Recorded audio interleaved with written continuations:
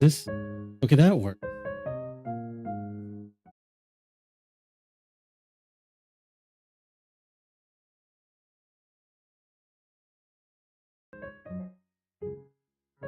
Okay. I don't remember how that works. Yes. So this needs to be higher. I'm not peeking out, am I? I'm not good. I'm hoping chat works too. Anyway. Hello everybody. How's it going? It's been a while. I have a new laptop that I'm streaming from. So it's kind of different. Okay, good. I didn't mess anything up. I do that. Oh, good. Good. You stay that way. Anyway, we're here with the Beekeeper's Picnic. It's a story about Sherlock Holmes being retired and planning a picnic for his dear friend Watson. At least that's as far as I know.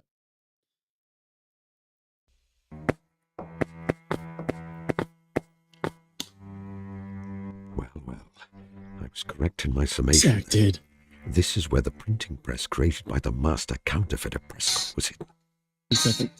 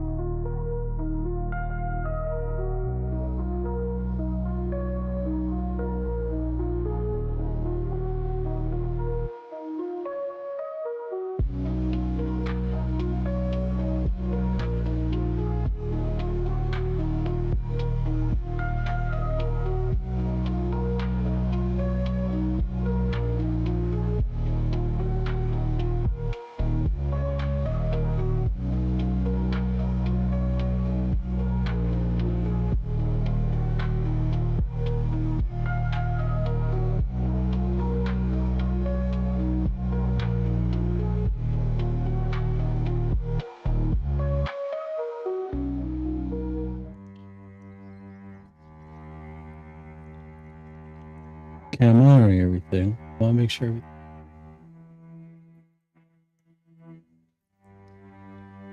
it looks okay. Let me. I also have to remember. I have to look at it in the preview.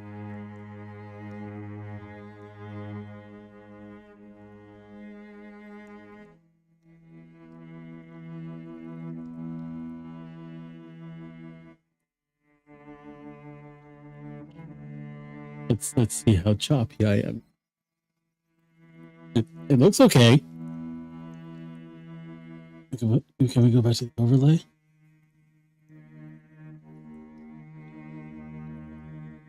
Also, this looks fine.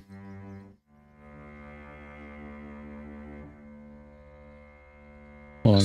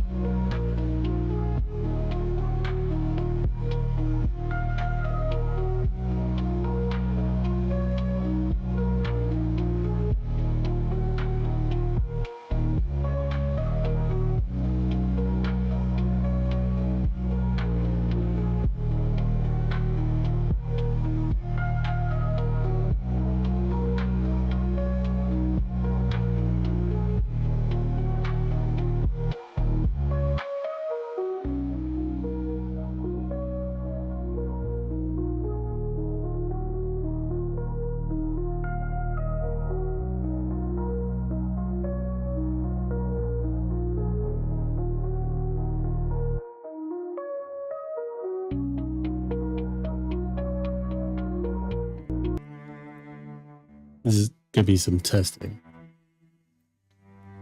Quite a bit of testing. Oh shit.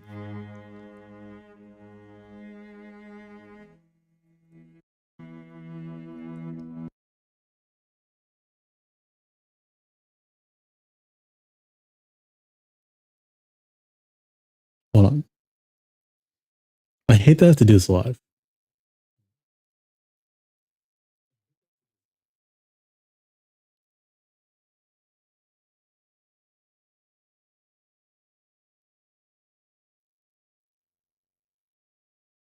Stop that.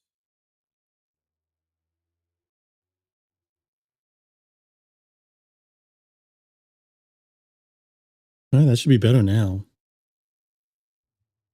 Also, maybe move that away from my face.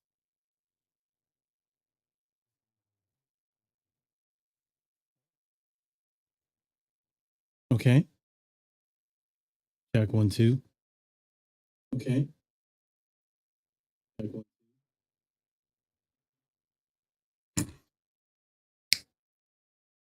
The thing I don't get is why is my stream so quiet?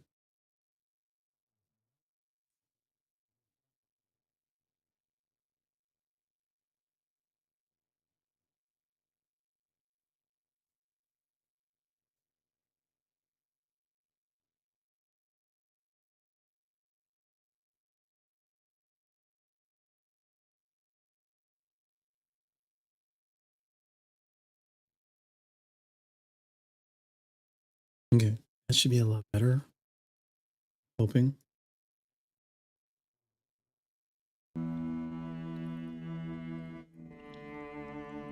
I can also make that louder.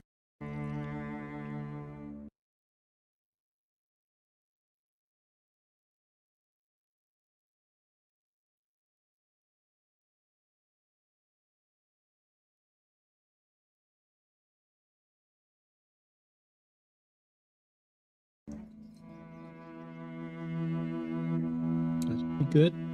We'll go back to overlay. Is that way you can read everything? There must be 2,000 counterfeit notes here. If all these had entered circulation, the Bank of England would have been severely undermined.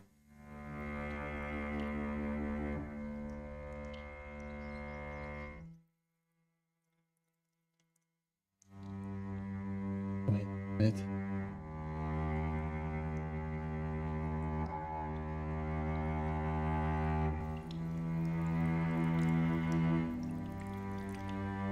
Okay, that should be a lot better.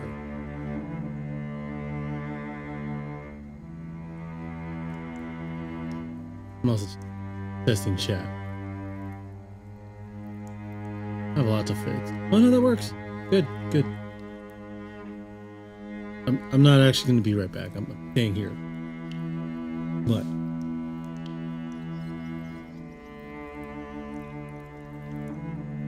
let me check something.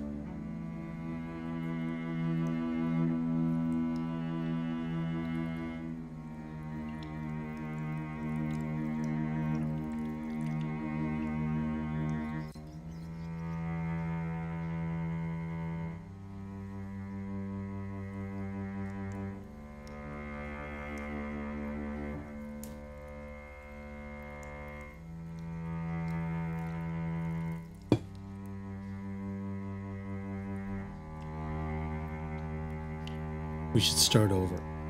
That's another thing.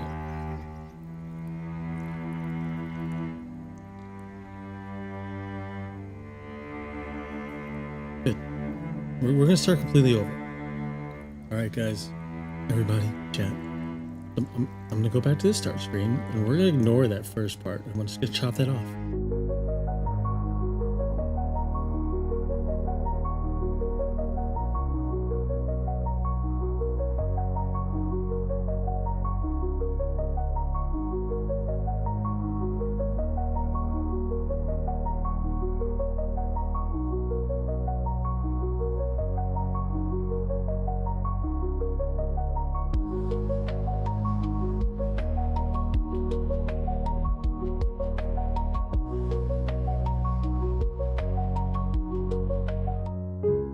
Hey everybody, how's it going? We are here with the Beekeeper's Picnic. I'm just gonna let you guys find out what it's about. I'm also pleasantly surprised that there's voice acting in this. Well, well, I was correct in my summation then. This is where the printing press created by the master counterfeiter Prescott was hidden. There must be 2,000 counterfeit notes here.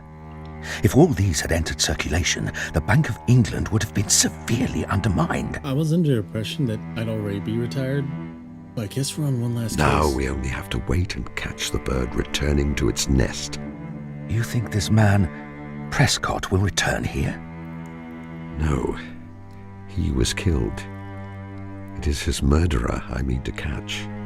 James Winter, alias Killer Evans, known to have shot 3 men in the States. Why are they called Killer Evans if his name is James Winter? Well, if our Wild West friend tries to live up to his nickname, I will be ready for him. I have my revolver. Watson always a man of action. Good old Watson.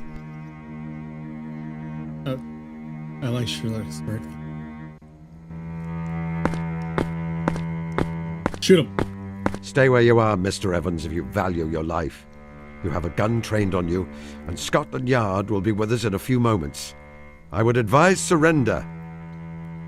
We're in the right. Well, well. I guess you've been one too many for me, Mr. Holmes. Saw through my game, I suppose, and played me for a sucker from the first. Pardon me, heavily judges cowboy accent. Well, sir, And I should. I hand it to you. You have me beat, and Draw. Watson! This is the point where Sherlock realizes how much he values Watson. You're not hurt, Watson. For God's sake, say that you are not hurt. It's nothing, Holmes. It's merely a scratch. Examine for yourself. It's just a flesh wound on my thigh. You're right. It is quite superficial. And Watson, take a look at his thighs. Is Killer Evans? He did. Yes. A clear case of self-defense on your part, dear fellow. Perhaps it is just as well that it should end this way. If he had killed you, I would not have let him get out of this room alive. They got very quiet.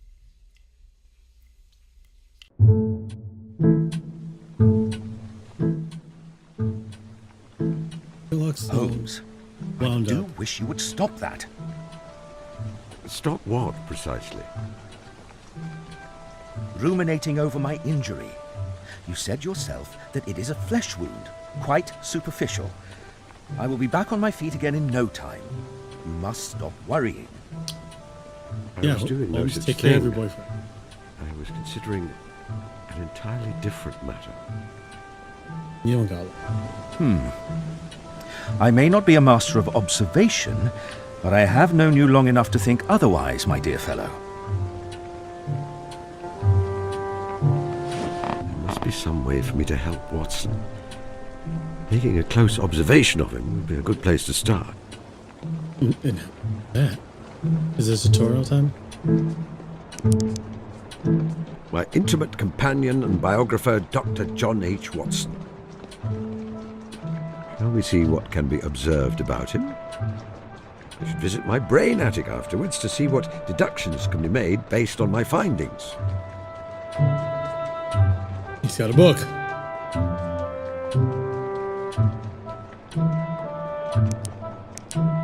He was shot in the left thigh. The evidence is mostly gone.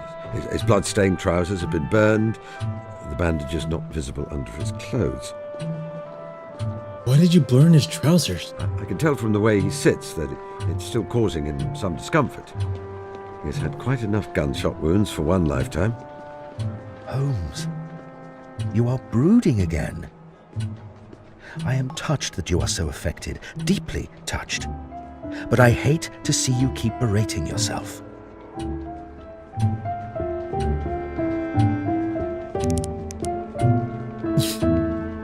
I can talk with the book.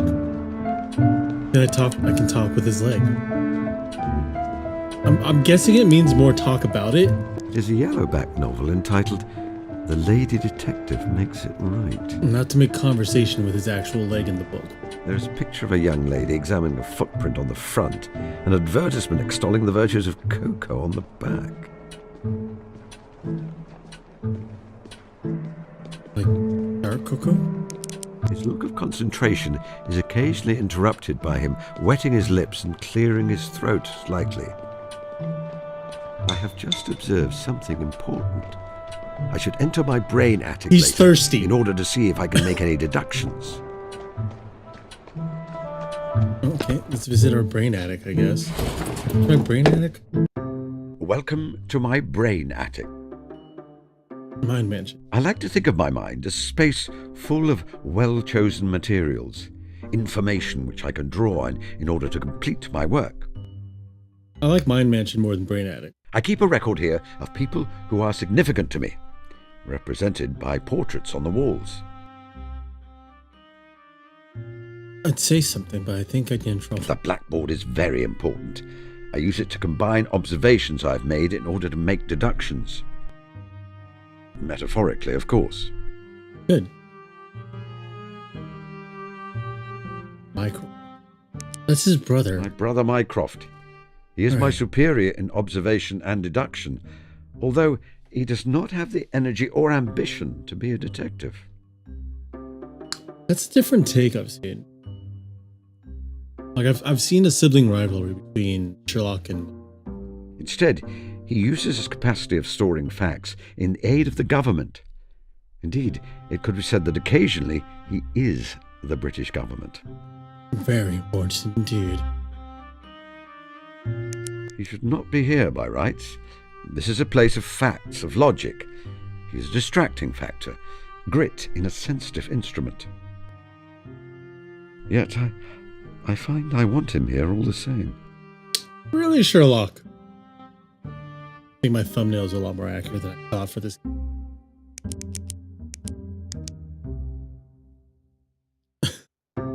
Facts you discover will appear in the box below. You can combine them, make deductions, and further your investigation.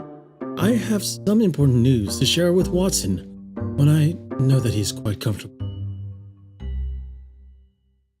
Watson insists that he does not require any, but I want to be absolutely certain. I should examine him, the room for clues. Wait. What do I picked that up. There's nothing else to combine these. Oh, I can walk around. My WSD.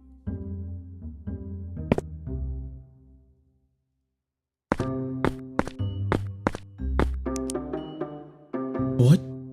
I've been meaning to get rid of that. It clutters up the place. I was like, what does the knowledge of the solar system have to do with anything right now? Because I know that was another thing about Sherlock Holmes, that he only stored information about the case he was working.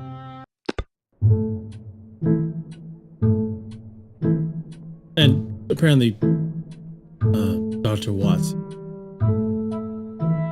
The gasogene. This is Watson's gasogene. It is quite a clever device. The lower chamber contains water. The upper contains tartaric acid and sodium bicarbonate. The two chemicals react, producing carbon dioxide and carbonating the water. For some reason, he prefers to drink his water fizzing with bubbles. There are usually some glasses here, but they are absent. I will have to improvise. I'm gonna guess the beaker. I don't want to carry around delicate glassware. Okay, so we have to Newly washed examine glass first beaker. and store these things in my mind attic, I guess. What? I don't want to carry... Okay. No, not the flowers. Okay, let's just talk with the gasogene. I just want to see what it felt does. this gasogene is a very neat little device. It is only a shame that I am not more partial to what it produces. Okay. Sherlock Holmes does not like fizzy You water. should try it, Holmes. Carbonated water is very healthful. It is good for dyspepsia. What the hell is this Pepsi?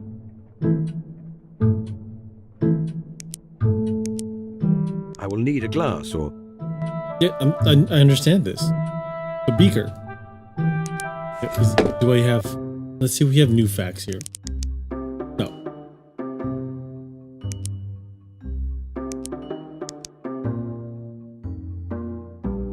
Imagining a blackboard within my mind and sorting out information on it is acceptable to me.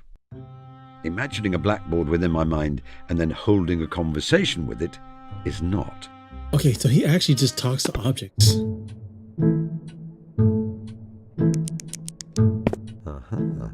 The remains of Watson's dinner.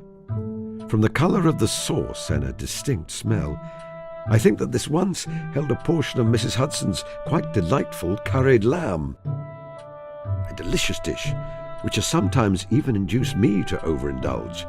However, it is quite spicy and salty. I have just observed something important. I should enter my brain attic later in order to see if I can make any deductions. I'm deducing that Watson is thirsty. There's a very roundabout way to get to this. Watson has eaten the curry, and now he is clearing his throat often and licking his lips. Good. I conclude that he is rather thirsty. Good. Hardly my most illuminating deduction, I grant you. However, the mechanism remains the same when I'm solving much more complex problems. I know, it's a I tutorial. seek out information and look for connections. And I'm glad they addressed the fact that it's not the most I eliminated should deduction. find him something to drink. I could ring for Mrs. Hudson, but Watson would find it more charming if I were to find him something to drink myself. Oh, Sherlock wants to find him charming. Okay. I know that I have to get the carbonated water into this beaker. This is Watson, the two chemicals. Some are used. Okay. How do I get these things in the Mind Palace so that I know? A rather bulky wall-mounted telephone with a tube to speak into and one to raise to your ear. I have seen more compact models. However, it has served me well enough since I installed it several years ago. Okay. Let's investigate everything. Let's just Printer investigate. Turner's The Great Fall of the Reichenbach. It's been there since Watson and I moved here, but has taken on additional meaning in the course of our adventures. We could go back to Switzerland, you know, for a holiday. I imagine it is rather nice if one is not fleeing for one's life. That may be. However, I would prefer not to. Watson doesn't like Switzerland. Why do we have a It is check? my practice to keep my unread correspondence firmly secured to the mantelpiece with a jackknife. Why? I find it to be an efficient filing method, but not one generally advocated. Cap. I think people would call me a psycho if I did that. A memento of one of my early cases. It is a photograph of the late opera singer Irene Norton, née Adler, the woman who was able to utterly evade my traps. Adler. I'm always rather pleased that she did. It is a small leather travelling case with a velvet lining. When I last looked inside, probably around 5 years ago, it housed a hypodermic syringe and other accoutrements. You may wonder why I still keep it here at all. I find there is a certain satisfaction in knowing it is available, yet untouched. Perhaps one day I will find some other use for the case. Hey, maybe you want to put water in there. Are you... Perfectly fine, Doctor. Please continue with your book.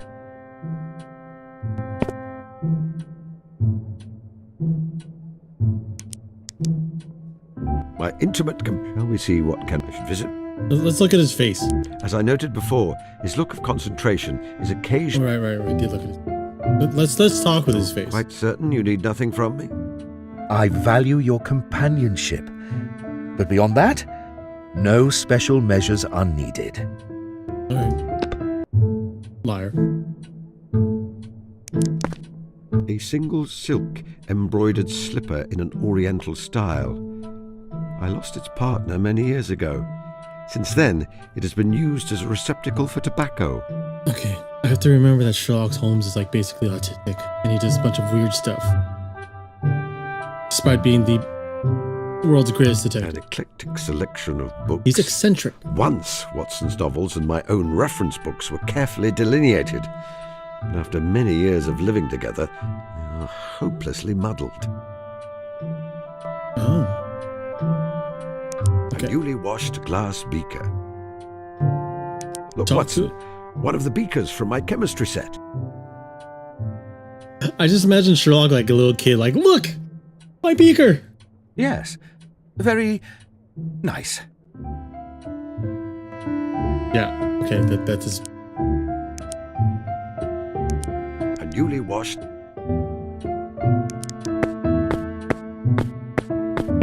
This is Watson, the two chemists. There are usually some glasses here. Okay. Maybe I can look at more of the chemistry set and he can realize that he's used the newly washed beaker. A set of chemist's equipment. The solutions to some of my most complex cases have been wrought here, over Bunsen burner and beaker. Aha, yes, I shall take the beaker. Thank God.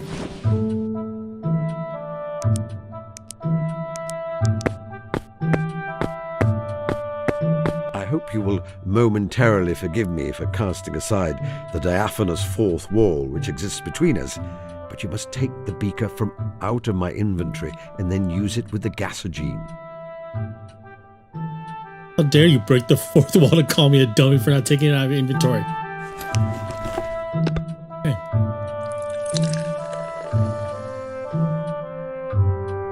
There. I now have a beaker full of carbonated water.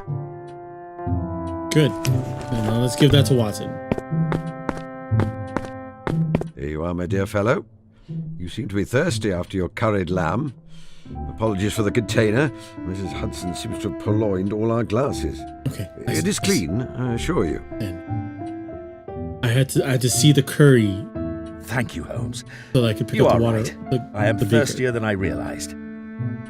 I will trust that you have avoided cross-contamination when it comes to your scientific equipment, and that this is not an attempt to poison me. Of course.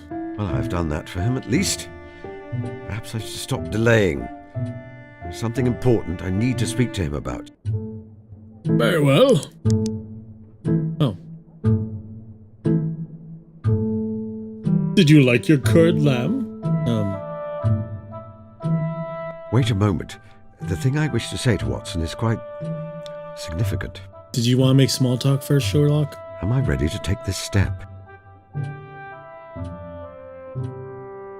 Are you figuring out what he means to you? And are you going to take your relationship to the next step?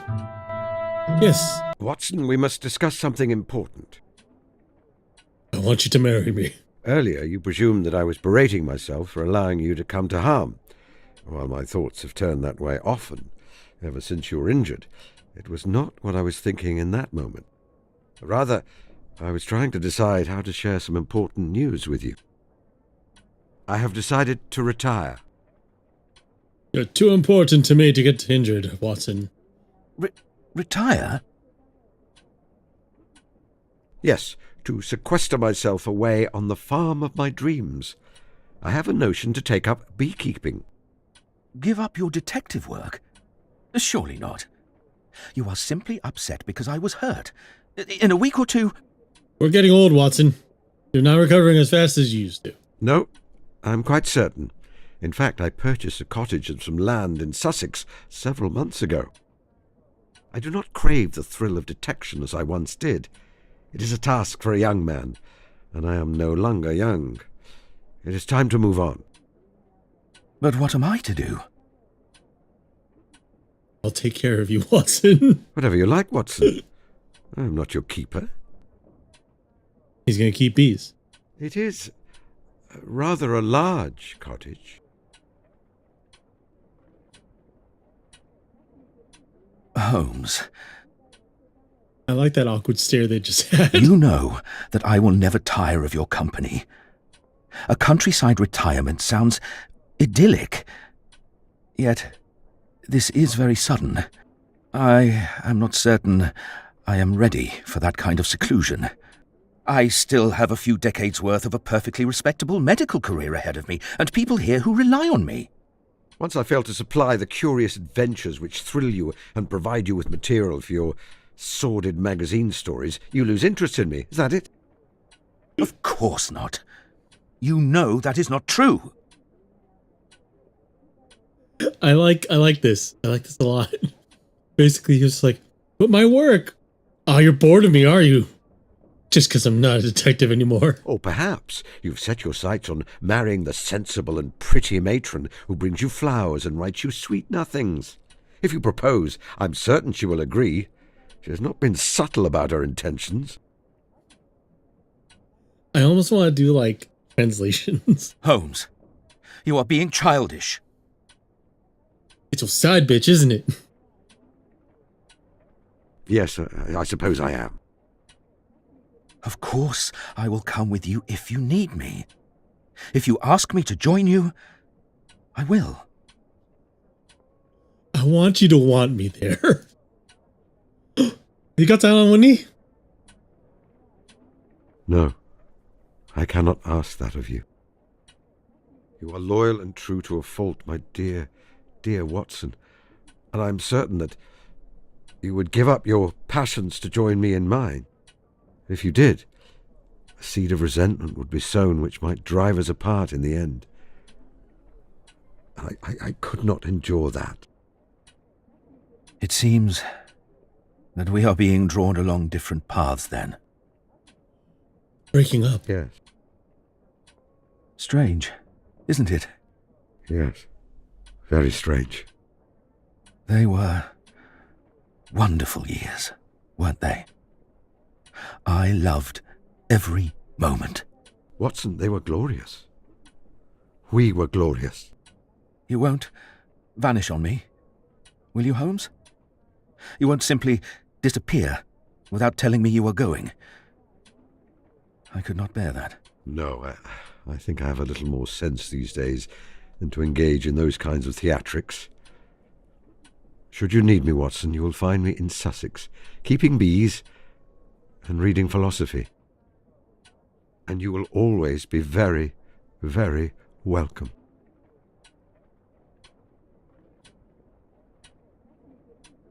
That's a good, like, 17 years.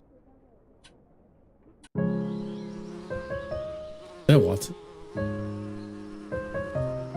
He's finally ready to settle down with Sherlock. Have the life they've always wanted together in Sussex.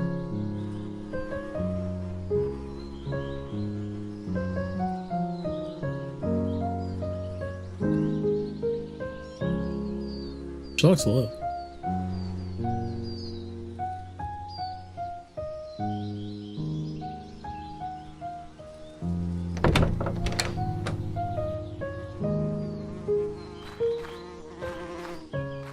Watson, are you going to loiter on my doorstep all morning? Good afternoon, Holmes. My word, you look well. I don't think I've ever seen you with so much flesh on your bones and colour in your cheeks.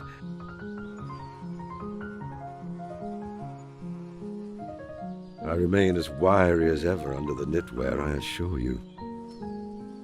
I must apologise for turning up out of the blue like this. I know I should have written to you ahead of time. My ship came in this morning and I found myself unceremoniously deposited back in England. I couldn't face the hubbub of London. Watson is taken aback, seeing his old love for the first time again. I really am dog-tired. And you do have rather a good track record of perking me up when I'm back from a war. So I thought... Well, I went back to war. hoped. If it is at all inconvenient, then you must tell me. I am certain I can find alternative accommodation. Watson, kindly stop talking nonsense. Come inside, get out of that uniform, and make yourself at home. Sherlock wants him out of Stay the uniform. All right. For as long as you like, my dear, dear Watson. Watson is by my side again. I must ensure that he's able to rest and recuperate, and find a way to tell him... To tell him what, Sherlock? Well, many things. Is it about your true flowery feelings for him? But how? A picnic, perhaps, on the cliff tops. Ask him to live with you I again. would like that. The perfect moment of peace and tranquility after the bloodshed he has seen, all the lives he has saved and not managed to save. I will ask my housekeeper for suggestions for what I will need. She can generally be found in the kitchen. Okay.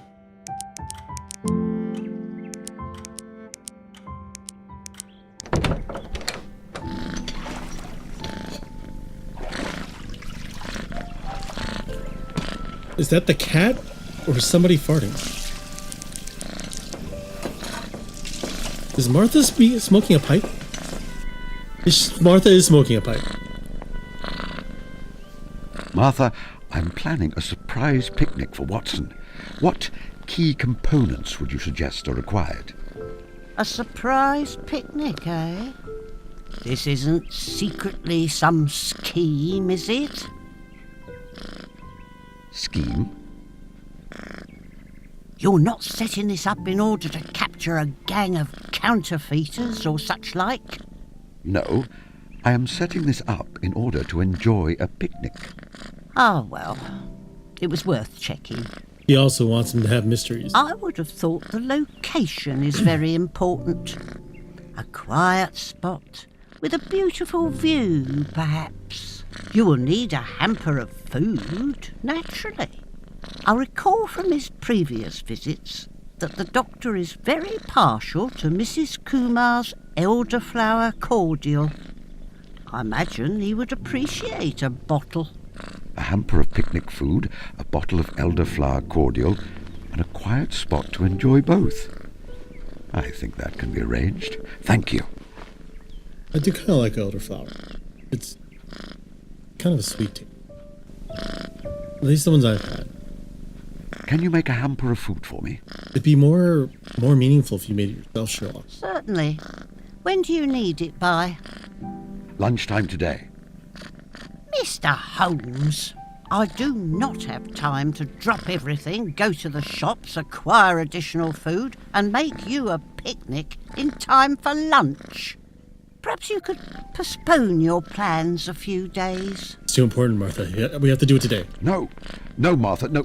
It is vital. It is paramount that I will arrange the picnic hamper myself.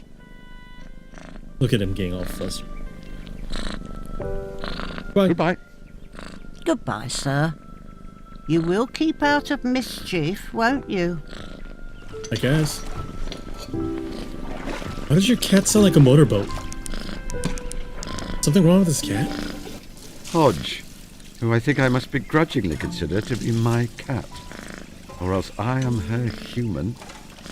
Well, she turned up one day and has not left me, at least.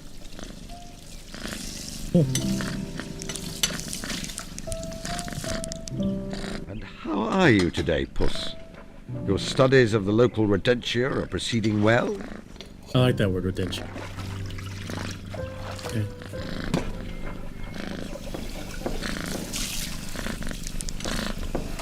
An old-fashioned model, but it serves me well enough for keeping in touch with the world beyond my hermitage. I could use it to phone my brother Mycroft, should I require his assistance. All right. We don't need his help yet. I'm gonna lay off a phone.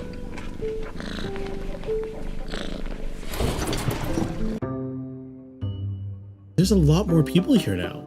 Who the heck is Sanjay? Mrs. Kumar's young son, Sanjay. He attends the local village school and spends the rest of his time helping his mother or finding a solitary place to read a book. He does not seem to be a popular boy. His closest friend is Tilda, a girl a few years younger than he is. Lately, he seems to have taken quite the interest in me. I do not mean to say that he speaks to me. He simply observes at a distance. I observe him in return. They watch each other, watching you. Yeah, his brain attic has gone quite cluttered, messy.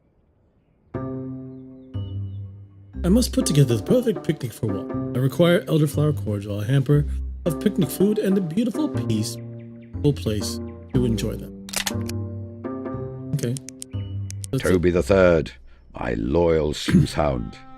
I had determined not to have another dog after the loss of Toby the Second, but I could not resist that eager little face. What happened to Toby the Third? I have known a great many policemen in my time. Constable Webber does not rank well amongst them. He has a patronizing way of speaking to me, which I do not like. Miss Tilda is the niece of my former client, Miss Violet Hunter. Miss Hunter became her guardian following the death of her parents. She is a vivacious young lady with a great passion for learning, particularly in the field of the natural sciences. Okay. I first encountered Miss Violet Hunter when she was a young woman, We're getting a seeking lot of help backstory. concerning a governess position which paid well, far too well. In the years since then, her career has flourished. She's been headmistress at a series of schools, each time leaving them better than she found them. I was quite delighted to find that she also has a house here in Fulworth. Okay. I like that Watson has the biggest picture in a different frame. Well, we'll look into him. On my arrival in Fulworth, I engaged Martha as a housekeeper. I had expected a dull old lady, not a patch on the dear Mrs. Hudson, who ran my household for so many years. Instead, I was delighted to find that Martha is quite the eccentric. She smokes a pipe, speaks like a sailor when inclined to do so, and is therefore very capable of keeping me in line. Despite her being under my employ, I think of her as a friend. She helped me in some of my espionage work during the war. I greatly enjoy sparring with her. Oh, 1920? I guess that'd be like, no, that'd be World War One. My elder brother Mycroft is 7 years my senior. Our difference in age meant that we did not spend a great deal of time together as children. He was off at school, while I was still learning the rudiments of walking and talking. Okay. I still think we recognized in each other a shared mentality. It was he who taught me the deduction game. Indeed, he remains the master at it. Yet for him, it is just a game. While for me it was both art and science, a means to a livelihood. Mycroft remains the only one with whom I can discuss my thoughts at full luminance, without keeping hold of the shutter. Quite the For analogy. much of his life, he held the British government's secrets in his head. However, now in retirement, he spends most of his time at the club he helped to found, that Diogenes. If I need his help and advice, I'm able to telephone him. The heck's Diogenes? As head of the local Women's Institute, Mrs. Whitlock is the closest thing Fulworth has to a civic leader.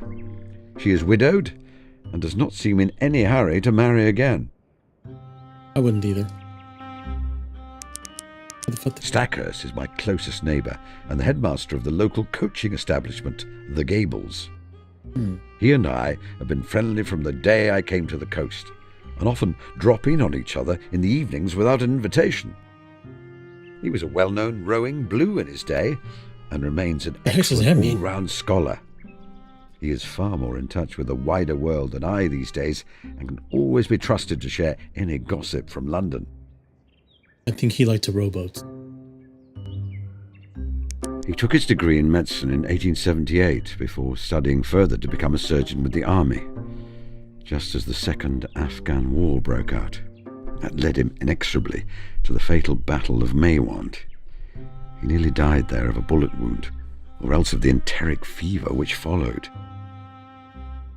Yeah, in the 1900s. That was the thing that killed you more, was the disease that came after injury.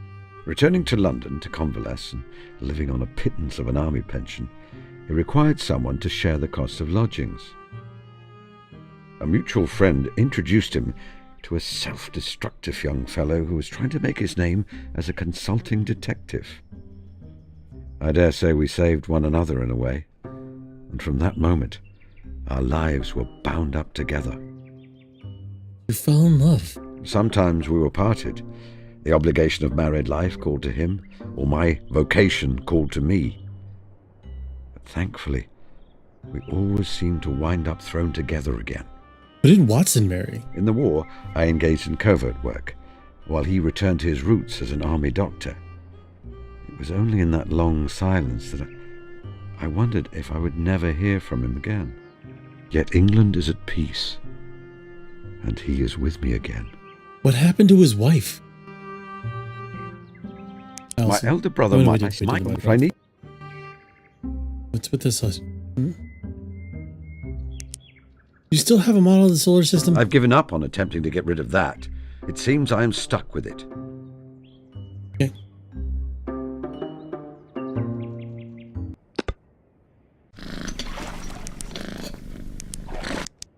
I'm gonna guess we have to leave.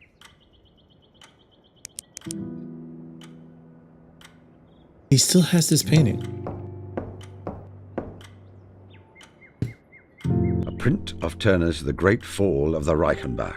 Watson accuses me of morbidity for keeping it here. I feel it does a man no harm to look at his own death once in a while. Okay, yeah. That is... I can't remember the actual name of that novel, but it's basically how Sherlock dies. It's like one of the last ones. Although in the show... A Staffordshire pottery dog. Watson bought it from the village fete. I detest it. Why? Oh, creepy. In the show, they ended the season with his fall, which was supposed to be his death.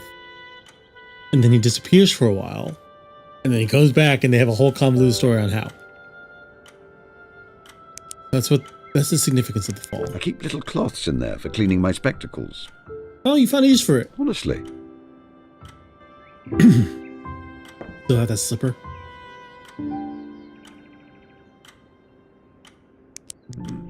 Dr. Johnson once noted that time, with all its celerity, moves slowly to him whose sole employment is to watch its flight. One does not need to worry about time racing forwards with this particular clock. I removed the pendulum after finding the noise irritating. Why bother having a If you hear any clock? ticking, it is coming from the clock behind you on the opposite wall.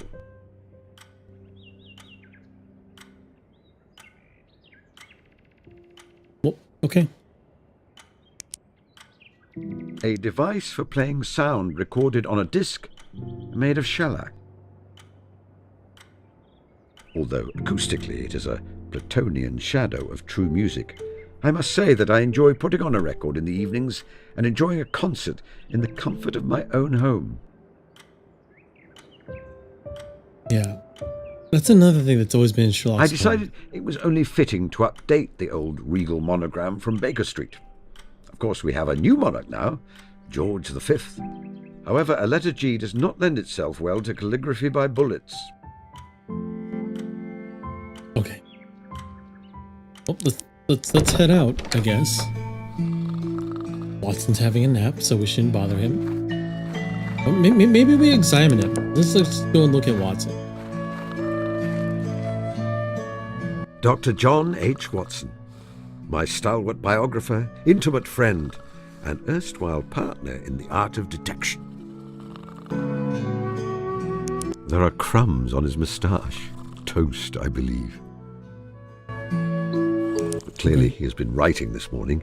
He has ink stains on his hands. Also, I observed him doing it.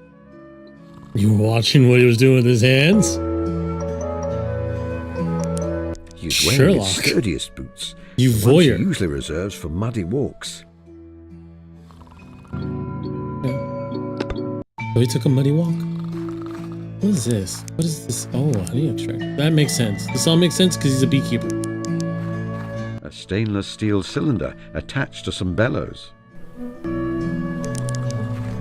My extractor designed to drain honey from a beehive frame. There's a dog. Oh, there's Toby. Okay, Toby's alive. Good. Noble hound, the finest canine in all England with the best nose. Toby, third of that name. Gosh! I say, that's a little rich. Is this dog talking? Would the great Sherlock Holmes accept anything less in his loyal hound? Okay. I did not expect the dog to talk.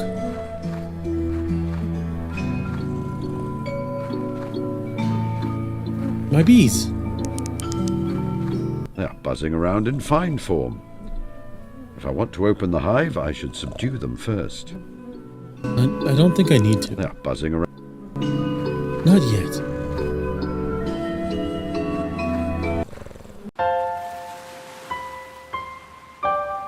Ah, picnic spot. Maybe we go check that out. Oi, there's somebody dead. I feel the need to remind you that I am retired. I am a beekeeper.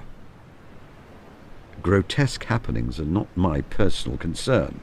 As an ordinary citizen, I should leave investigative matters to the police. Okay. Let's have a look, shall we? I thought that meant leave. We're done. I think Sanjay's just... Sanjay Kumar, a young man of around 12 who lives in the village. We have not talked much, but I found him watching me while I tend to my bees. Okay.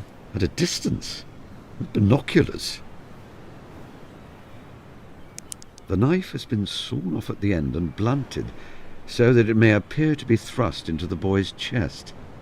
It is a very old trick. Mycroft played it on me once. As for the blood, it is bright red paint. Good. A familiar shade of red buckram, and I see the top of the first line of the title. The Adventures of Sherlock Holmes by Dr. John H. Watson, I believe. It's very interesting. He is very obviously breathing, quite heavily in fact. He's nervous. All right.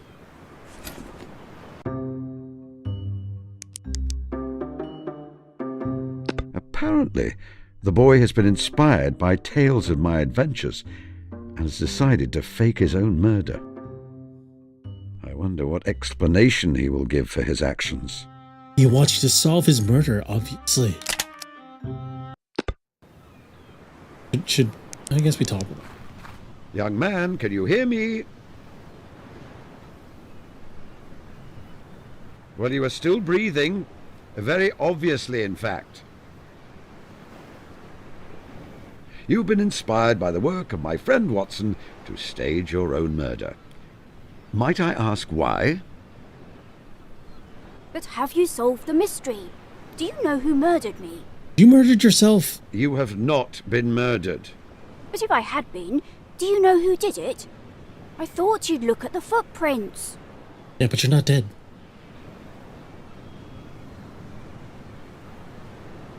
I refuse to play along with this ridiculous game.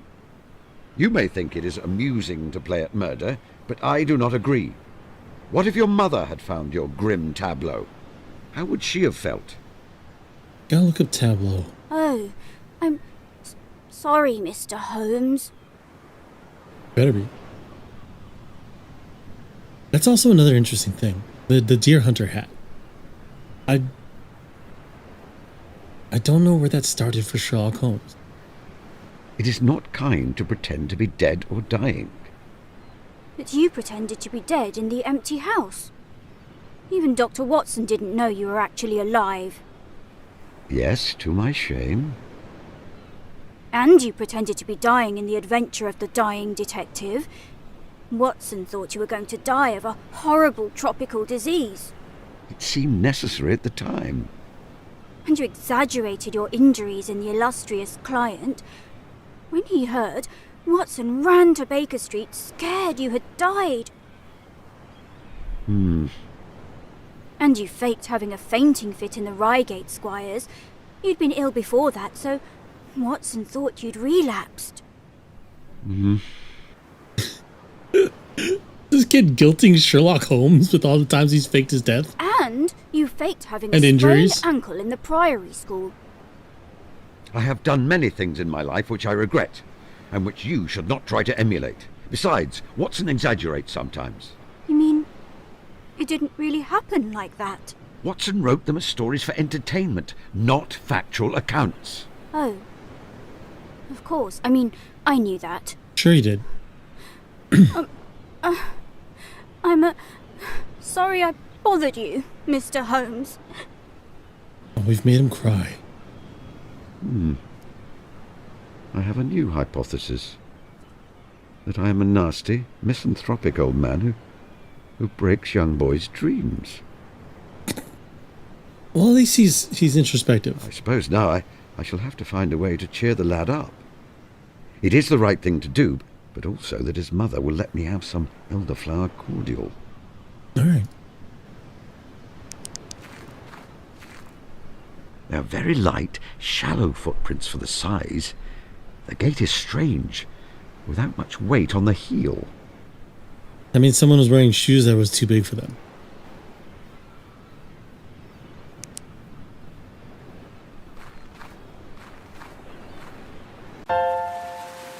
Wait, I want to see what that crowd was about.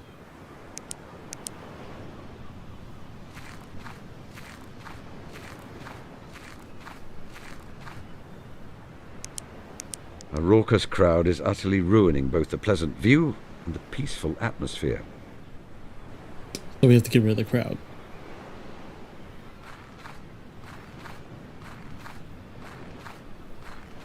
I wonder where he went. Is the Gables my house? No. Well, let's examine Tilda. Miss Tilda, my young neighbour. Quite a mess. The stains on her dress are characteristic of the meadow to the north of my cottage.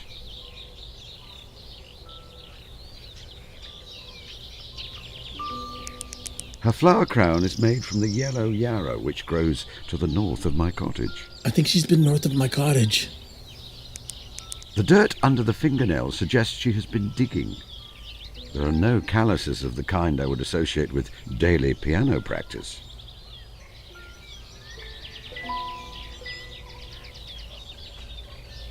Okay. He has cleaned the paint from his pullover, but not very effectively. He has cleaned...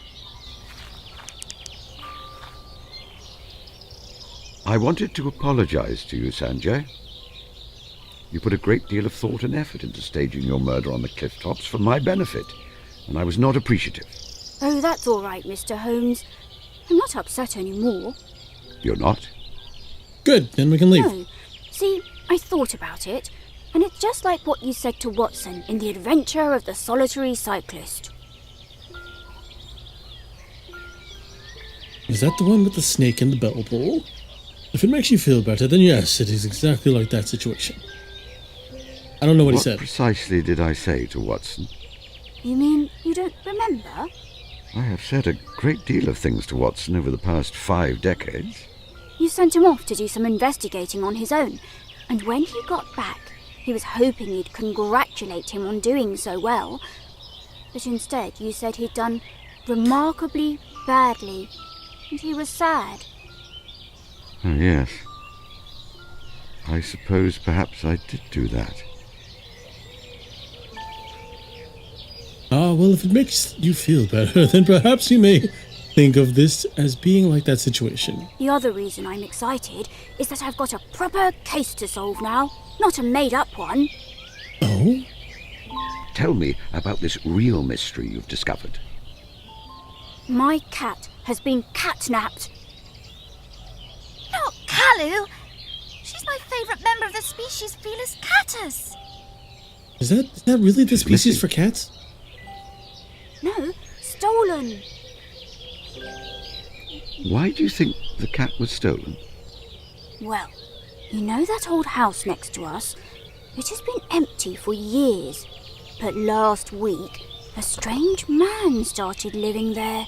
My mum tried to bring him a pie as a welcome to the village, but he was really cold and rude to her.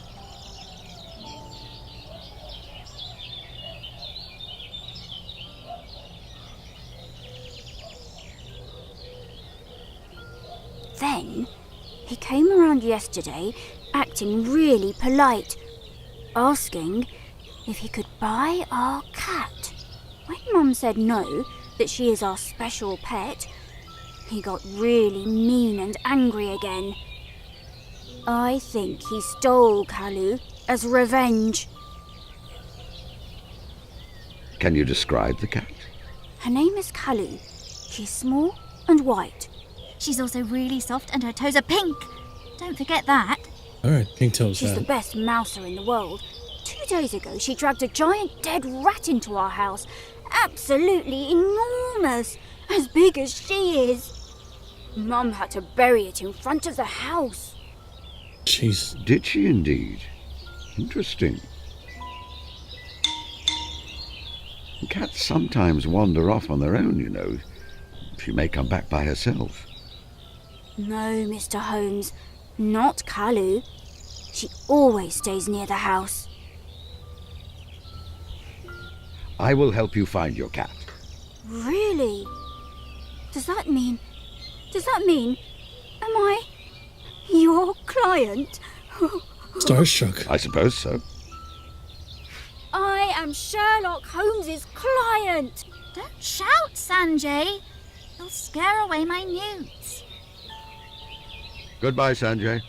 Goodbye, sir. Maybe we talked to her. Would you like me to teach you how I harvest honey? Yes, please, Mr. Holmes. I want to be a beekeeper when I grow up. I thought you wanted to be a fisherman when you grow up. That was last week. And then next week she'll want to be something else. Very well. First, I put on my protective hat and gloves. The bees are not generally aggressive, but I wish to avoid direct contact with them. Then I use a smoker to make the bees calm. Only a little. I do not wish to cause them distress. Inside the hives, There are wooden frames that hold the honeycombs where the bees store their honey. I always wondered why smoke calms down bees. When I see that a frame is full, I Let's remove look that it up. from the hive. I scrape away the protective wax which the bees have made. I then place the frame in my extractor. This spins the frame and causes the honey to fall away. I can then filter the honey and put it in jars or bottles ready to be... Yummy! May I have that jam jar? I'm sorry, Mr. Holmes. I need the jam jar. It's very, very important. Why do we need the jam jar? When I catch a newt, I need to put it in there so I can take it home to the tank where it's going to live. I see. That is important. I would not want to deprive you of your newt. If I were to find you some kind of specimen of natural history which is more interesting than a newt, would you surrender the jam jar to me? Better than a newt? That sounds very tricky. That is very tricky. I enjoy a challenge. You're on. I don't know what she'd qualify as better than a newt. I see you spent the morning in the North Meadow. Yes, I made a flower crown, and there's a badger set there. I want to go back after dark and wait to see them come out. But Auntie won't let me on my own. Perhaps you would permit me to take you. If you do not object to the presence of an old man who's not quite as adept at crouching in the dark for hours as he used to be. Well, that would be wonderful, Mr. Holmes. Mr. Holmes, Yes, Miss Tilda. are you magic? No. As I think we have discussed before, I simply make deductions based on observations. I don't know. I still think you might be magic. You have been neglecting your piano practice. Someone who practices the piano daily develops a very distinctive musculature in their hands, which you do not have. I don't like playing the smelly old piano. I want to study plants and animals when I grow up, not be a musician. I felt the same way as a boy. All the same, it is good to be able to play an instrument. I think you will be pleased if you persevere. Yeah, I was going to say, doesn't Sherlock Holmes play the violin? Do you remember how I harvest honey? First you wear your hat and gloves. Yes, good. Then you use smoke on the bees so they're calm. Yes. Then you take a frame out of the hive. Then you put the frame in the extractor. Correct again. Well done. You pull the handle on the extractor to make it spin. And then you can put the honey in a jam jar. Correct on all counts. You are an excellent student.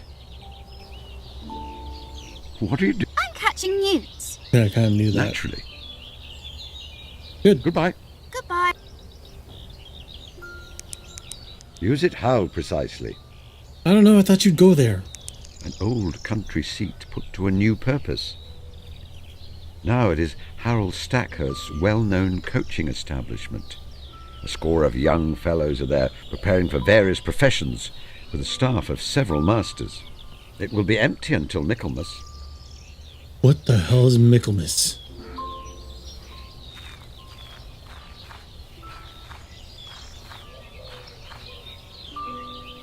Okay.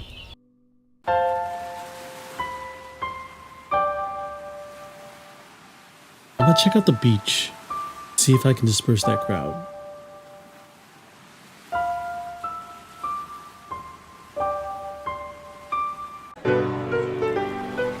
The hell's going on here? PC Our Weber? local village Bobby, Constable Weber. He is frustrated. Oh, police He never constable, right. ascended the ranks and made sergeant. And he had egg for breakfast. What? A journalist, I believe. What is She's this? young, I would say around 20, very muscular, perhaps of Italian descent. She has the people enthralled.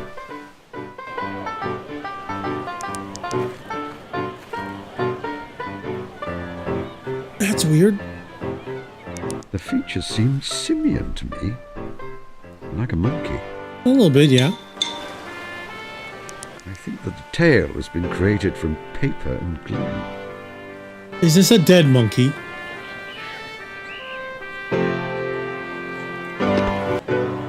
Okay. We have a few facts that we can look at. Yeah, apparently made dead monkey. Those 2 points are related. The rat has been described as abnormally large. The cat's aptitude for catching vermin may explain its interest. Okay. I think I should retain both of these pieces. All right.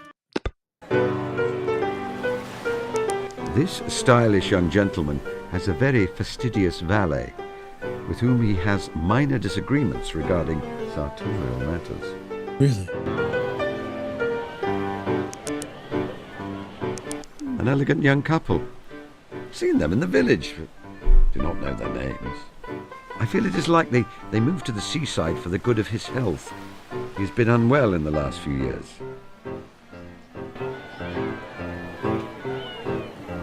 This fellow is clearly deeply intelligent. Why he seems to be employed as a valet when he could be running the country is an interesting conundrum. Well, I can only deduce that he must be very fond of his employer. Let's find out. Tempting. I imagine he would give quite engaging conversation. P.P. Ricci. Roll up! See the 8th wonder of the world, a real-life mermaid. This is not the voice of someone Italian.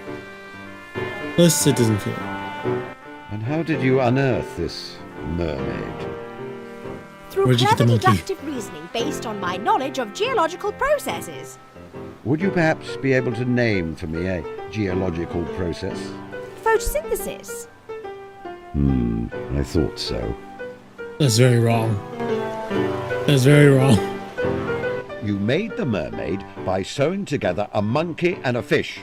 No, I didn't. Don't you Indeed, lie to you me. did. Didn't. You did. Didn't. It is blatantly obvious you did to anyone with eyes. No. What awards have you won?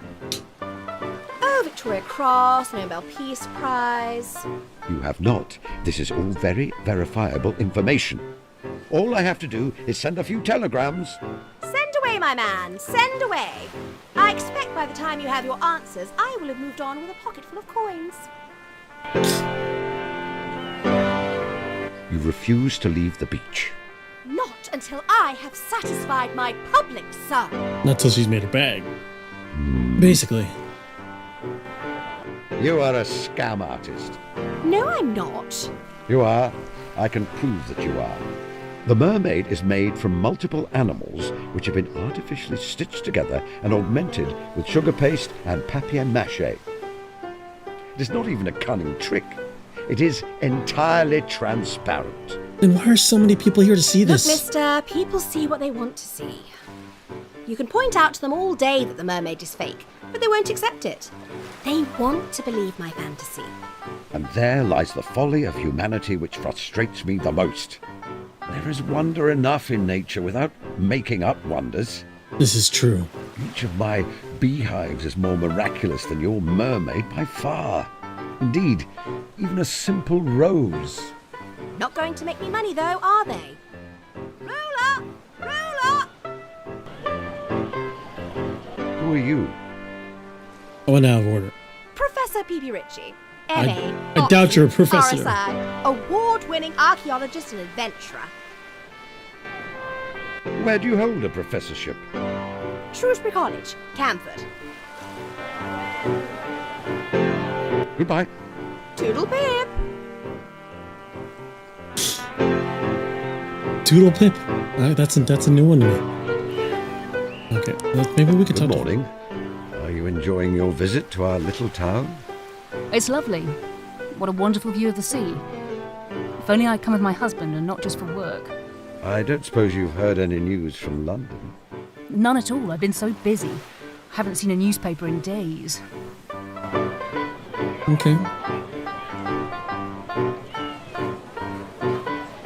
How do we get her to leave? What is happening here? This here young lady is an archaeologist. She's made a tremendous discovery. Some kind of fossilised mermaid. I believe you're a liar. She's drawing in quite a crowd and offering a lecture about the discovery for those who will pay. You must realise it is a scam. More than my job's worth, Mr. Holmes. She's not doing anything illegal. I'm just here to keep the peace. Yeah, but there's no peace. My picnic site is ruined. Have you asked the young lady to move? Unless I find out she's done something illegal, I can't shift her, Mr. Holmes. Okay. I have something to report. What's that then? Sanjay Kumar's cat has been stolen. Stolen, eh? Cats often go missing for a while, Mr. Holmes. I'm sure it will turn up again soon. Some public servant Boy you are. believes it has been taken by the man who lives next door to him. And based on the evidence, I'm inclined to believe him. Mr. Holmes, I know you used to be a detective, but not everything is a crime, you know? Yeah, but his cat. Why don't you head off home, away from all this noise? It's enough to agitate anyone. Constable Webber, I can assure you that I am not senile, and listening to me would benefit you greatly. Of course, of course. Dear me, was interacting with the police always this grating? I have nothing else to report. Goodbye. Goodbye. Okay.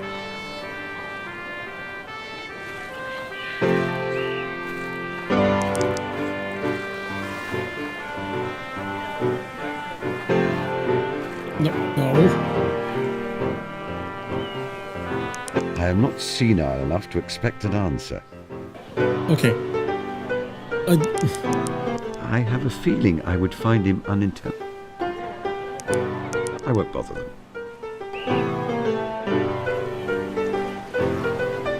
Alright, I have to find something that she's doing that's illegal. Harold Stackhurst, the headmaster of the Gables, and my immediate neighbour. Affable fellow, we became fast friends when I moved here. He has been carrying that battered newspaper around for a while, looking for a peaceful spot to read it. Hello, What's with the boots? Holmes. Racing day, isn't it? What's happening here on the beach? That young lady over there is claiming to have discovered some eighth wonder of the world. A real-life mermaid. Absolute humbug, of course, but she's making a mint out of it. Don't suppose you could see your way to getting rid of her. Trying. Jolly unfair, her tricking people out of their money and disturbing the peace. This is true. Don't worry, my friend, I intend to. I wish the view of this beach to be unobstructed.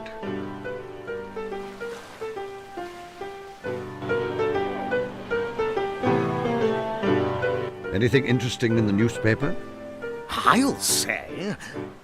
Did you know there has been a heist over at the British Museum? Listen to this. A number of valuable specimens of taxidermy belonging to the British Museum still remain missing. A week after disappearing during their transfer from Montague House, Bloomsbury, to the new site in South Kensington. Lost treasures include a great many pieces collected by the late Charles Darwin, and the only surviving specimen of the great auk from the British Isles.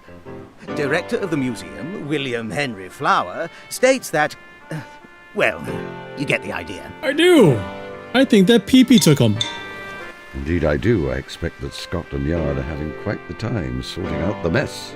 Do you ever miss being involved in that sort of thing? Man, I think we are now. No, not often.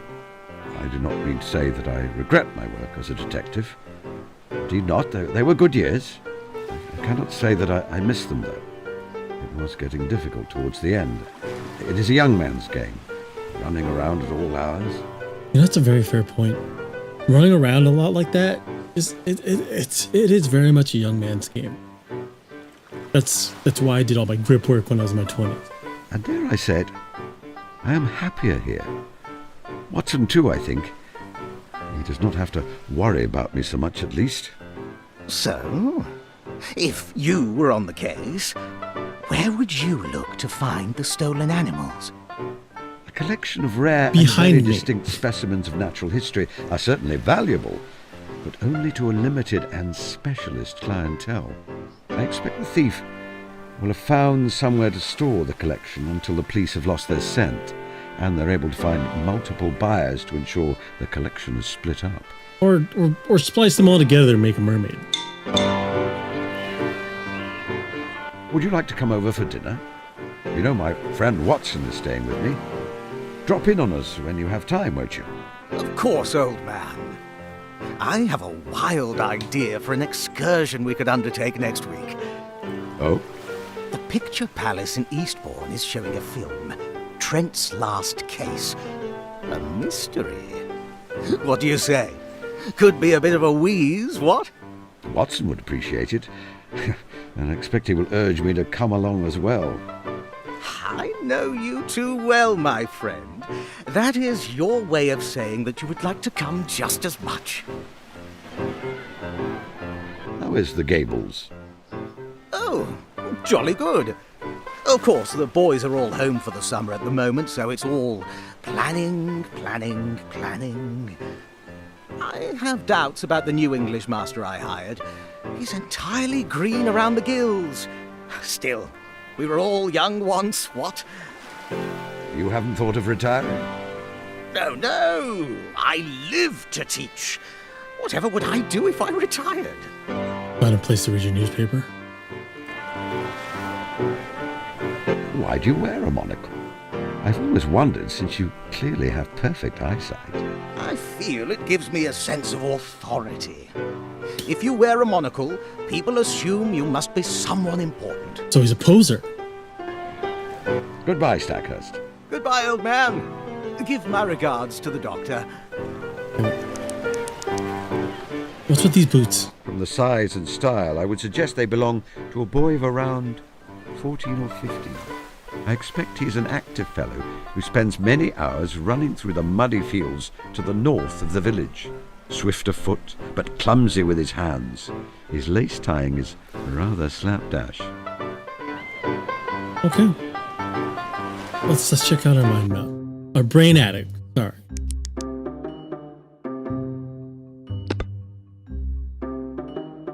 It may not be a coincidence. Yet many sideshows have similar oddities which were not procured by robbing a museum. I will retain... No, I do not think that... No.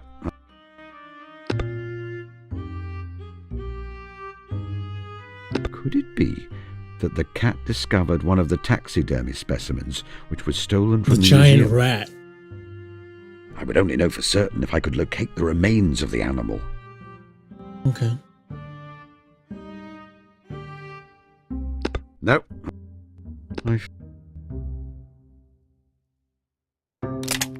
Okay.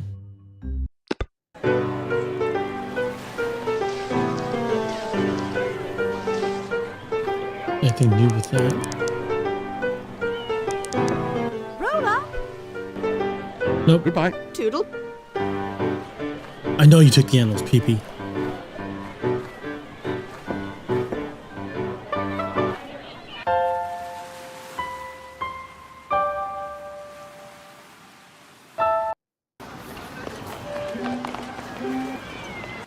I'll come back to that. I'm gonna go try and find the rat.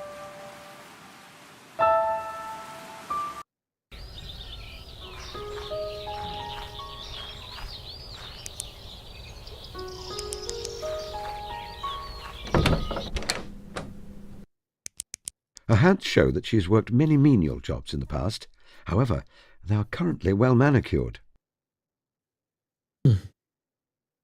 I'm not an expert in such matters, but I would imagine that such a sumptuous dress is the height of fashion amongst Indian ladies.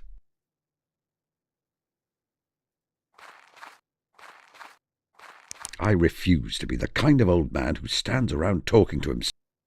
No, I want you to talk to Mrs. Kumar. Mr. Holmes, my boy is very upset with you. We had a misunderstanding.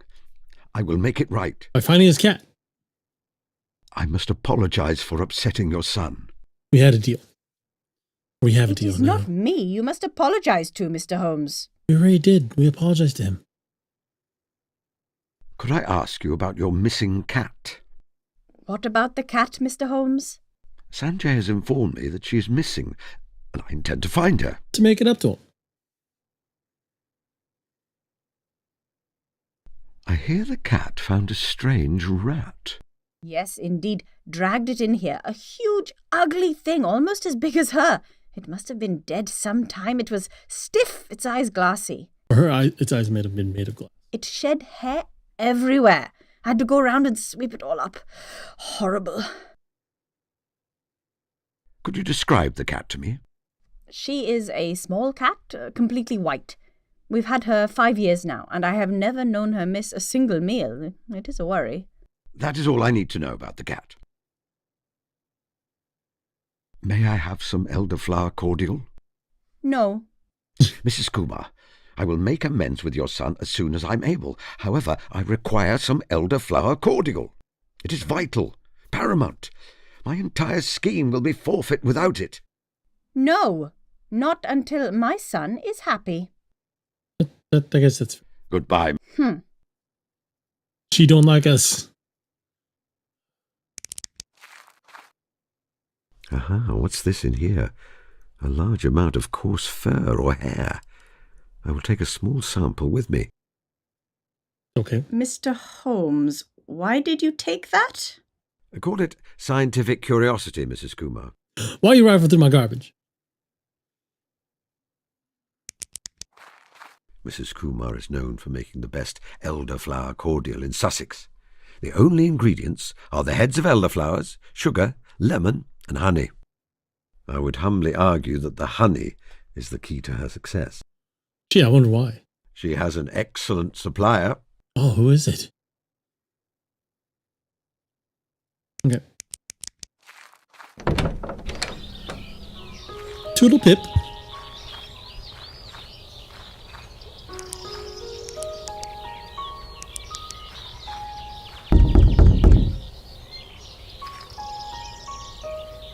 Hi, how are you doing? What do you want? I thought I would welcome you to the neighbourhood. This house has been empty many years, and now it is not. I must assume you've recently moved in. Excuse me, but I'm very busy. Rude. What a delightful fellow. Alas, it is locked, and my days of scaling.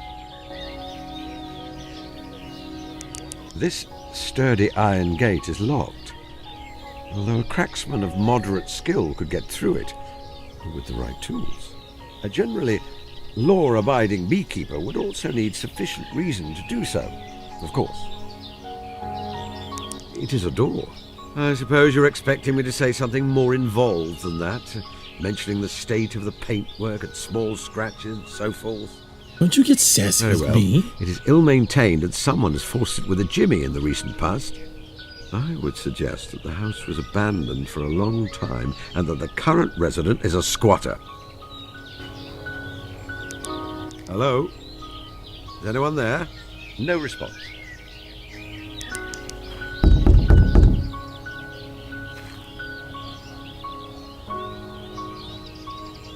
What do you want? My name is Sherlock Holmes.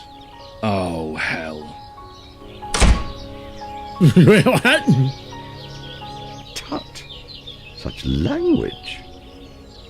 Fucking rude. Let me knock on your door again.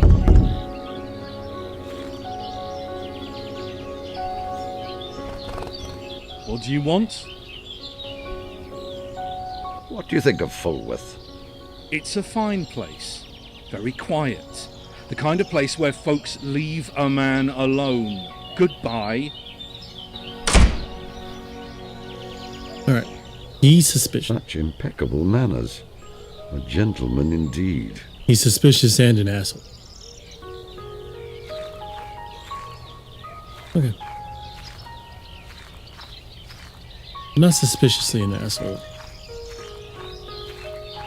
I guess I can go to that feet thing.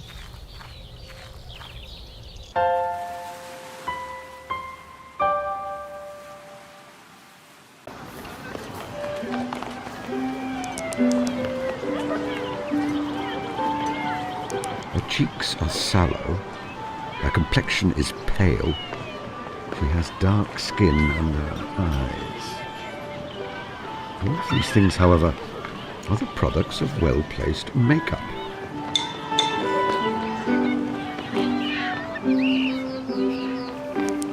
It is a wig. I know the signs. The nails are well cared for, save that she bites them when she is nervous. Is she purposely making herself look bad? Flowers! Lovely flowers! Haven't seen you around here before. No, sir. I'm a humble wanderer. I goes here and there and everywhere. It's a nice place here, sir. So full of kind people. Kind people who buys me flowers. What is your name? My name is Rose. Rose Smith. Rose Smith, indeed. What an apt name for someone who sells roses. Oh, yes. May I buy a flower? That you may, sir. We're gonna give it to Watson. Goodbye.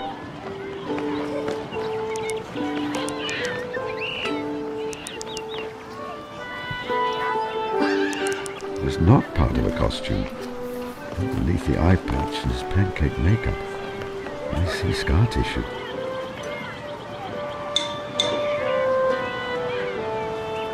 A military-style moustache, as was mandatory for soldiers at the beginning of the war.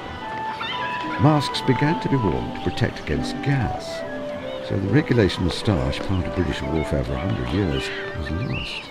This man fought in the war, and he carries this habitual remnant of that life. However, he was invalided out before the moustaches fell out of shape. So he's a soldier. Let's collect some more.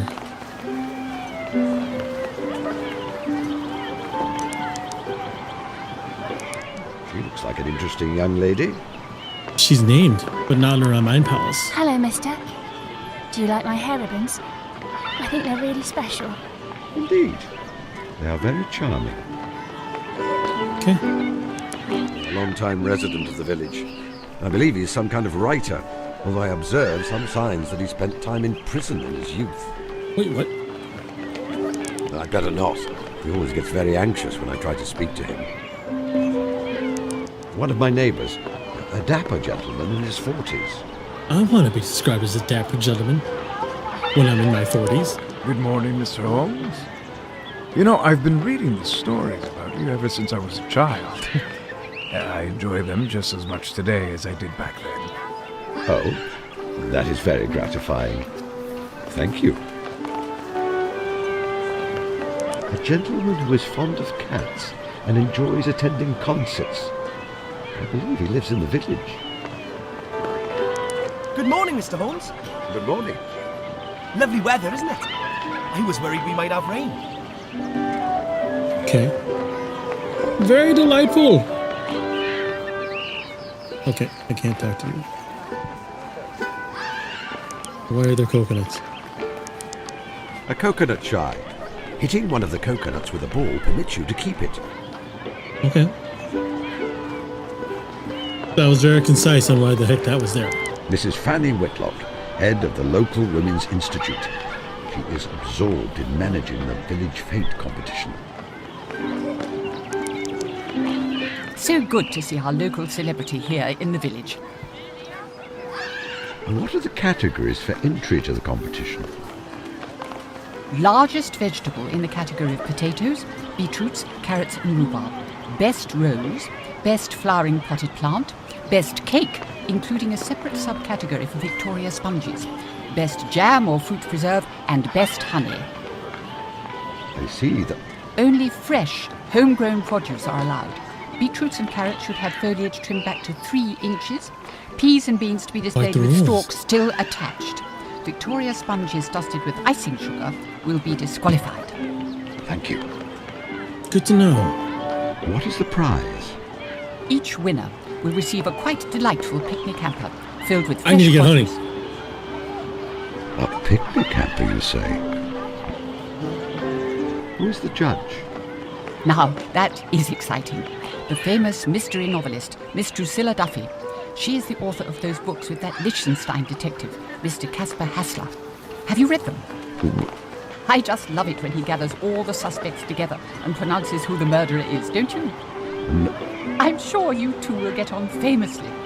Sherlock Holmes and Drusilla Duffy, brought together at our humble village fete. You can talk about grisly murders together. What? How do I enter? I need to get Since you some give honey. me any items you wish to exhibit, I will display them here, and the judge will be around later today to award prizes. Goodbye, Miss. Goodbye. Alright, I need to go get some honey.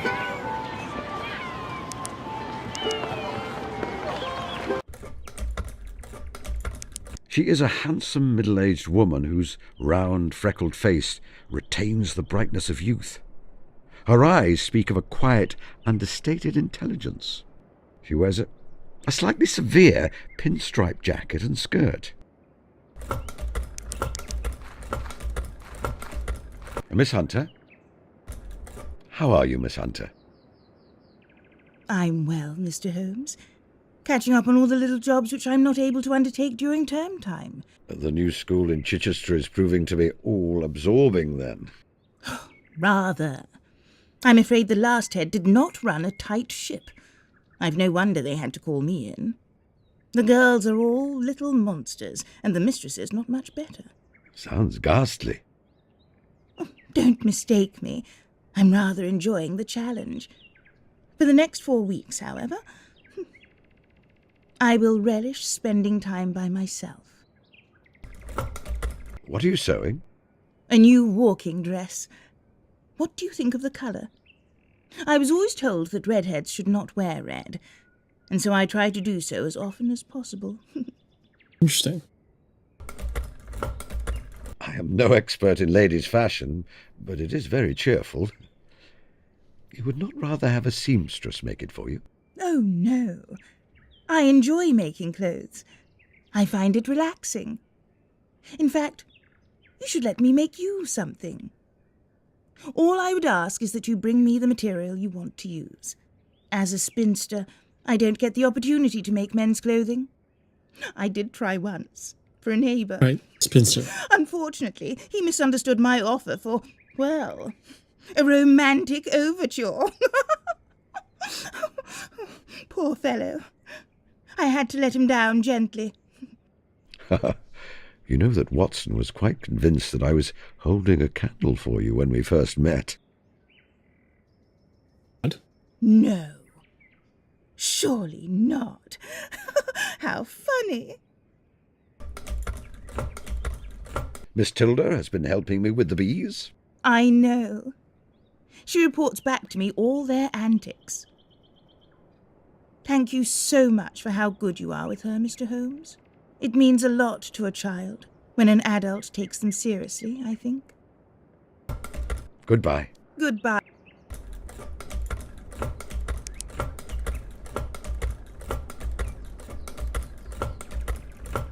Some pupating caterpillars and newly emerged butterflies.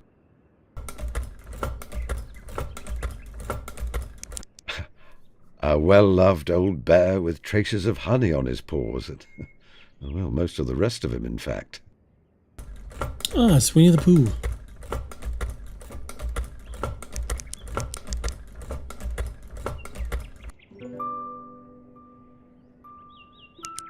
A soldier, an officer, in fact.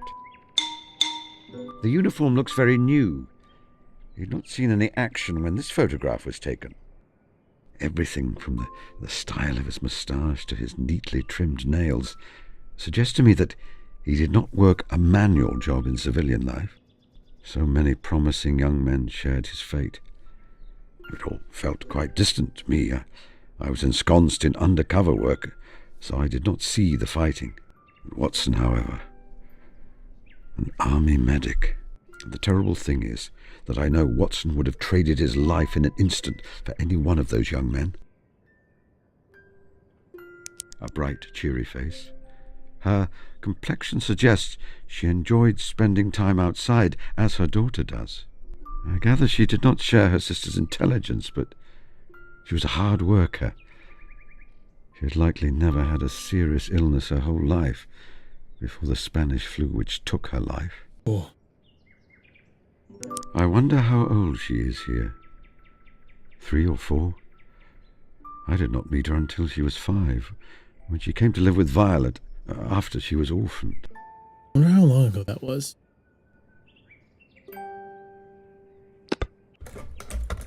Oh, here's some new facts. Let's take a look. That clown's face is familiar to me.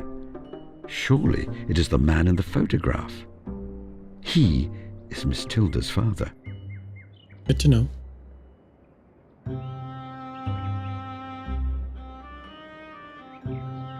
My face. No. No.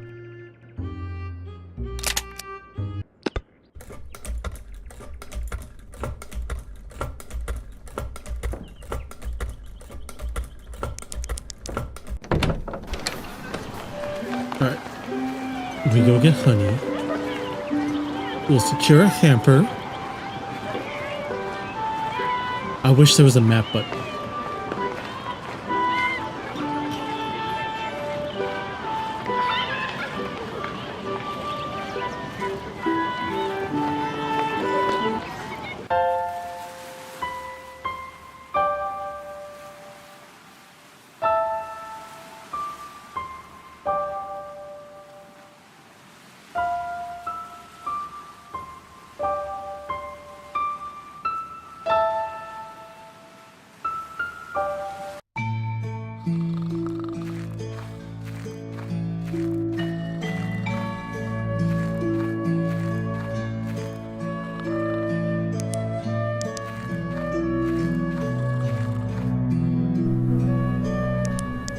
The device is best. Okay.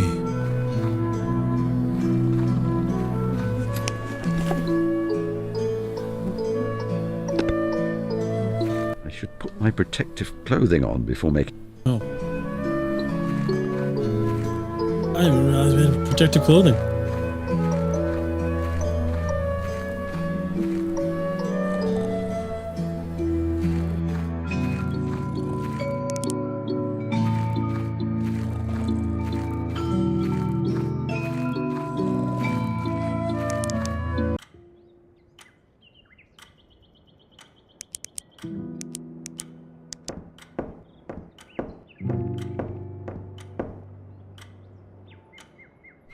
On further reflection, I should wait to put these on until I am near the hives. I'll take them with me for now. Wait, why do you have to... What? I don't think that there's detriment for you wearing them anywhere.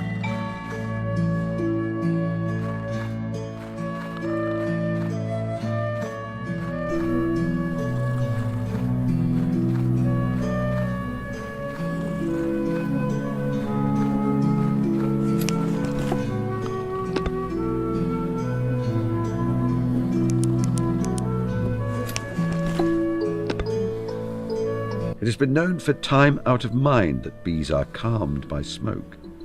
The precise mechanism is a matter of hot debate in apian circles. I am of the opinion that bees communicate danger by releasing subtle smells to one another, which the smoke interrupts. I wrote a short monograph on the subject, if you're interested. Not for now. It only takes a light touch. I do not want them to be stressed. The smoke has calmed them.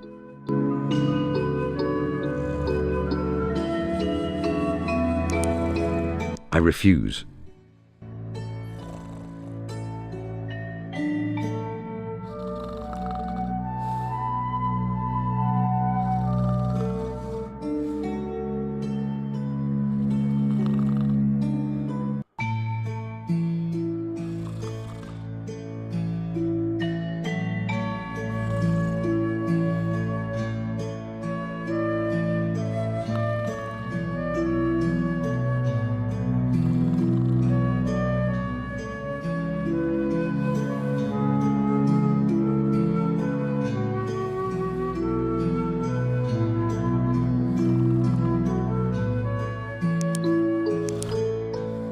wonder sometimes if I could have found the happiness I have now earlier in my life.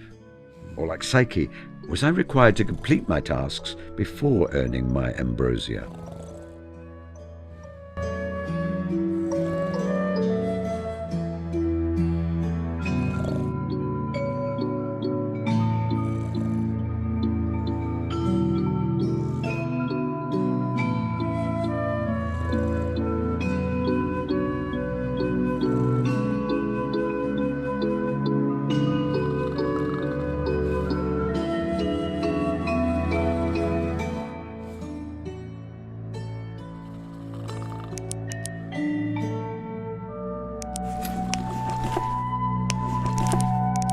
I refuse. The smoke has calmed them. Oh, yep, that makes sense. There is a full tray of excess honey here. I will take it with me. Oh, I still need to find something for the jam jar. But that is all the time I have for this evening.